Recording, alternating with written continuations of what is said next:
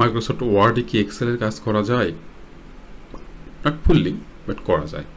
So কীভাবে করবো আমরা সাধারণত এই হোম রেবনের মধ্যে থাকি। আমরা ইনসার্টে যাব, টেবিলে যাব। এই টেবিল না নিয়ে আমরা একটু নিচে এসে এক্সেল স্প্রেডশিট ক্লিক করব। সো এবার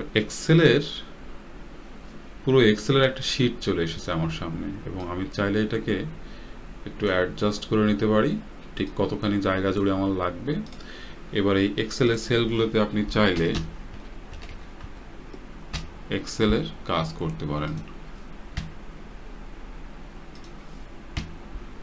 সো কাজ করছে।